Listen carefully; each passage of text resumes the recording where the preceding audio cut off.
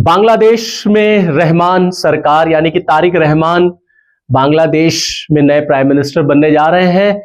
17 तारीख को उनका शपथ ग्रहण समारोह होगा। 12 फरवरी को बांग्लादेश में जनरल इलेक्शंस होते हैं। उसके बाद जो रिजल्ट आया उसमें बांग्लादेश नेशनलिस्ट पार्टी ने लैंडस्लाइड विक्ट्री अचीव की, मतलब एक तरफा ये चुनाव रहा। जो जमात या जमात इस्लामी जो पार्टी थी वो उसमें विपक्ष में बैठेगी। 299 में 212 सीटें जो है यहां बीएनपी को मिलती हुई नजर आई हैं। और अब उनके शपथ ग्रहण समारोह की तैयारियां हो रही हैं। भारत के प्रधानमंत्री श्री नरेंद्र मोदी जी को भी इनविटेशन आया है, कई देशों को इनविटेशन गया है, पीएम साहब को भी इनविटेशन आया हुआ है। 17 फरवरी को उनका शपथ ग्रहण समारोह होगा वहां पर। लेकिन भारत के प्रधानमंत्री श्री नरेंद्र मोदी उस शपथ ग्रहण समारोह में नहीं जाएंगे।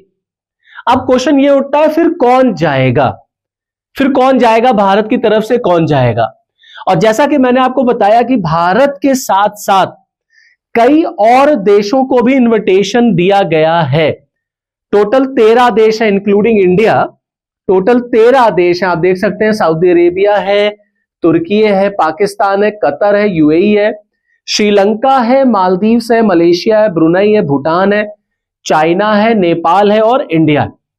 तो कुल करके ये वो देश है जिनको इनविटेशन जो है वो तारिक रहमान के शपथ ग्रहण समारोह के लिए दिया गया है। अब जैसा मैं आपसे कह रहा था, अगर पीएम साहब नहीं जाएंगे तो कौन? बट क्वेश्चन ये उठता है कि पीएम क्यों नहीं जाएंगे, भारत के प्रधानमंत्री क्यों नहीं जाएंगे? भाई जब वहां रिजल्ट आया तो देखिए पीएम साहब ने, इंडिया के prime minister Shri Narendra Modi became the first person to congratulate Tarique Rahman. हमारे पीएम साहब ने उनको कांग्रेचुलेशन बोला, बधाई दी चुनाव जीतने पर, और यह भी इच्छा जाहिर की कि दोनों इंडिया और बांग्लादेश मिल करके एक प्रोग्रेसिव बांग्लादेश, एक इंक्लूसिव बांग्लादेश बनाने पर काम करेंगे और जो भी इश्यूज होंगे दोनों देशों के बीच में उसको सॉल्व करने की दिशा पे काम किया जाएगा। बड़ा पॉजिटिव, बहुत कंस्ट्रक्टिव नोट पर आकर के पीएम साहब ने उनको इनविटेशन दिया था। प्लस तारिक रहमान ने भी मोदी जी का धन्यवाद बोला था। लेकिन अब क्वेश्चन जो ये आया कि ये क्यों नहीं जाएंगे, तो उसके पीछे रीजंस क्या है? देखिए बहुत सिंपल से रीजंस हैं। आपके देश में एआई समिट चल रही है। भारत में ऑलरेडी हमारे देश में एआई समिट है जो कि 16 से लेकर के 20 तक चलेगी। पीएम साहब उसमें बिजी रहेंगे। साथ ही साथ आप देखें कि भारत में 17 फरवरी को फ्रांस के राष्ट्रपति इमैनुअल मैक्रोन इंडिया आ रहे हैं। तो जाहिर सी बात है, जब फ्रांस के राष्ट्रपति भारत आएंगे तो हेड ऑफ द स्टेट का इंडिया में होना बहुत जरूरी है। जिस दिन इमैनुअल मैक्रोन इंडिया आ रहे हैं उसी दिन तारिक रहमान का बांग्लादेश में शपथ ग्रहण समारोह होगा। तो हेड ऑफ द स्टेट अगर नहीं होगा तो फिर राष्ट्रपति, फ्रांस के राष्ट्रपति फिर क्या करेंगे, किससे मिलेंगे? तो ऑब्वियस सी बात है कि भारत का पूरा प्रोटोकॉल यहां होना चाहिए। भाई हमारे प्राइम मिनिस्टर साहब यहां रहेंगे, हमारे डिफेंस मिनिस्टर है, हमारे फॉरेन मिनिस्टर है, तमाम बड़े बड़े जो लोग हैं उनका भारत में रहना जरूरी है।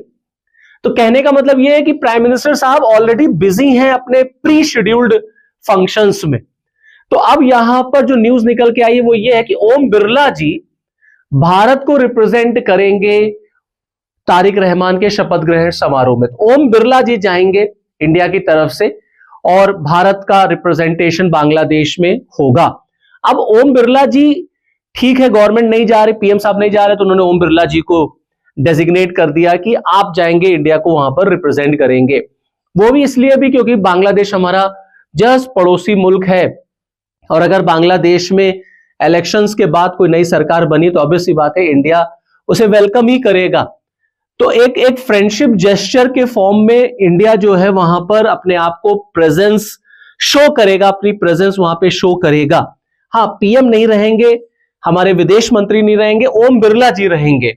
अब अगर आप ओम बिरला जी को देखें कि क्यों ओम बिरला जी को ही भेजा गया या क्यों भेजा जा रहा है, तो देखिए यहां पर एक प्रोटोकॉल का भी एक इश्यू आ जाता है। अगर आप भारत में जो प्रोटोकॉल चलता है अगर आप उसको देखेंगे तो सबसे पहले राष्ट्रपति आते हैं, फिर उपराष्ट्रपति, फिर प्रधानमंत्री, फिर गवर्नर ऑफ स्टेट, फिर फॉर्मर प्रेसिडेंट, फिर डिप्टी प्राइम मिनिस्टर और फिर देखिए चीफ जस्टिस ऑफ इंडिया और स्पीकर ऑफ लोकसभा। तो जाहिर सी बात है कि राष्ट्रपति और उपराष्ट्रपति तो जाएंगे नहीं, प्रधानमंत्री जा नहीं रहे, गवर्नर ऑफ स्टेट को भेजा नहीं जाएगा, फॉर्मर प्रेसिडेंट्स को भेजा नहीं जाता, डिप्टी प्राइम मिनिस्टर हमारे यहाँ कोई है नहीं, चीफ जस्टिस ऑफ इंडिया जो है ऐसे किसी फंक्शन वगैरह में जाते नहीं है, तो ऑटोमेटिकली फिर कौन बचा? तो वो बचे स्पीकर ऑफ लोकसभा। तो अगर आप प्रोटोकॉल वाइज देखेंगे, जो लिस्ट ऑफ प्रेसिडेंसी उसको अगर आप देखेंगे, तो स्पीकर जो है वो फिट बैठते हैं वहां पर। इसीलिए स्पीकर को, लोकसभा के स्पीकर को जो है भेजा जा रहा है ओम बिरला साहब को कि आप जाकर के उस फंक्शन को अटेंड करेंगे। लेकिन अब प्रॉब्लम यह है कि देखिए, जब से वहां पर ये रिजल्ट आया है बीएनपी का, और इंडिया ने ये शो किया है कि नहीं, दोनों देशों को मिलकर के अपने इश्यूज को सॉल्व करना होगा, और बीएनपी की तरफ से भी ये कहा गया है कि भारत के साथ वो एक पॉजिटिव नोट पर रिलेशन रखेंगे अपने नेबरिंग कंट्रीज के साथ। तो बांग्लादेश का जस्ट नेबर इंडिया है, तो इंडिया के साथ अच्छे रिलेशंस रखने की तरफ इशारा तारिक रहमान दे रहे हैं। पूरे इलेक्शन में आप देखेंगे उन्होंने कोई एंटी इंडिया स्टैंड नहीं लिया। लेकिन एक चीज है जो दोनों के बीच में अभी भी इशू है, और वो इशू है शेख हसीना का। बीएनपी की पार्टी, तारिक रहमान की पार्टी, शेख हसीना का एक्सट्रेडिशन डिमांड कर रही है। ये हम सब जानते हैं कि अगस्त 2024 से, जब 24 में शेख हसीना के खिलाफ वहां पर विद्रोह हुआ था, तब से आप देखेंगे अगस्त 24 से शेख हसीना भारत में पॉलिटिकल असाइलम लिए हुए हैं, और लगातार बांग्लादेश शेख हसीना की डिमांड कर रही है। शेख हसीना को बांग्लादेश में डेथ पेनल्टी भी मिल चुकी है। बीएनपी शेख हसीना का एक्सट्रेडिशन चाहती है भारत से, बट भारत सरकार ने अभी उस पर अपना रुख, जो अपना स्टैंड क्लियर नहीं किया है कि वो शेख हसीना को बांग्लादेश को सरेंडर करेंगे या नहीं। लेकिन बीएनपी बार बार कह रही है कि उसकी फॉरेन पॉलिसी जो होगी, बांग्लादेश की फॉरेन पॉलिसी, वो वहां के लोगों के एस्पिरेशंस को देखते हुए बनेगी। लेकिन इस समय बांग्लादेश में जो लोग हैं वो शेख हसीना की डिमांड कर रहे हैं कि शेख हसीना को भारत वापस भेजे। अब समस्या ये है कि अगर इंडिया शेख हसीना को वापस भेज देता है, तो शेख हसीना को डेथ पेनल्टी मिली हुई, शी विल बी हैंग्ड। पक्का 100% है कि उनको मौत की सजा वहां पर मिल जाएगी।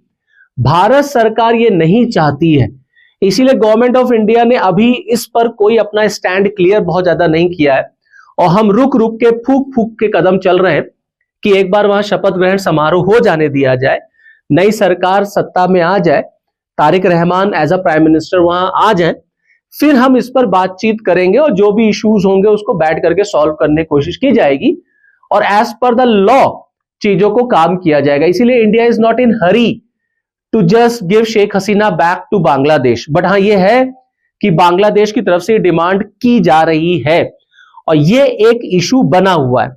आप देखिए, दूसरी तरफ शेख हसीना कई बार ये कह चुकी हैं कि जो उनके ऊपर आरोप लगाए गए, जो उनके खिलाफ डेथ पेनल्टी दी गई है, वो गलत है, वो रूल ऑफ लॉ के अगेंस्ट है, क्योंकि शी वॉज नॉट देयर, उनको ना सुना गया, नेचुरल जस्टिस के खिलाफ है, ना वो प्रेजेंट थी, ना उनकी बात सुनी गई, ना उनको अपना मुकदमा लड़ने को दिया गया। एक तरफा सारे आरोप लगाए गए उनके ऊपर, और एक तरफा वन साइडेड डिसीजन आ गया, वन साइडेड वर्डिक्ट आ गया। इसीलिए शेख हसीना कई बार ये कह चुकी हैं कि वो इस वर्डिक्ट को चैलेंज करेंगी इंटरनेशनल क्रिमिनल कोर्ट में, और साथ ही साथ वो ये भी कह रही हैं कि इंटरिम गवर्नमेंट जो उस समय मोहम्मद यूनुस के पास थी, जो भी आरोप उन्होंने लगाए हैं, जो भी आरोप, उनका मानना है कि इसको बांग्लादेश में इसका फेयर ट्रायल नहीं हो सकता, इसको लेकर के इंटरनेशनल क्रिमिनल कोर्ट में जाना ही होगा। तो कुल मिलाकर के अभी शेख हसीना वाला मैटर जो है अब इंडिया और बांग्लादेश के बीच में फंसा हुआ है। यह बात तो तय है कि पीएम साहब नहीं जाएंगे, ओम बिरला जी जाएंगे बांग्लादेश में तारिक रहमान के शपथ ग्रहण समारोह में। उसमें पाकिस्तान की तरफ से भी इन्विटेशन है, भाई पाकिस्तान की तरफ से भी शहबाज आएंगे। अब आगे देखना होगा कि शपथ के बाद किस तरीके से इंडिया और बांग्लादेश के रिलेशंस आगे चलते हैं। दोनों के लिए ये इंपॉर्टेंट है कि अपने रिलेशंस को वो इंप्रूव करे, क्योंकि हमारा जस्ट नेबर बांग्लादेश है और बांग्लादेश का जस्ट नेबर इंडिया, और दोनों के बीच में बॉर्डर डिस्प्यूट, रिवर डिस्प्यूट, तमाम इश्यूज हैं, और दोनों को इन सारे मैटर्स पर बात करनी होगी। ये बांग्लादेश को भी समझना होगा कि चीन उसका उतना हेल्प नहीं कर सकता है जितना इंडिया कर सकता है। अब आगे क्या कोर्स ऑफ एक्शन होगा, एक बार सरकार बन जाए 17 तारीख को, फिर आगे क्लियर होगा कि बांग्लादेश किस तरीके से इंडिया को अप्रोच करता है। तो चलिए इस वीडियो में इतना ही, फिर नेक्स्ट वीडियो में आपके साथ मिलूंगा, तब तक के लिए जय हिंद।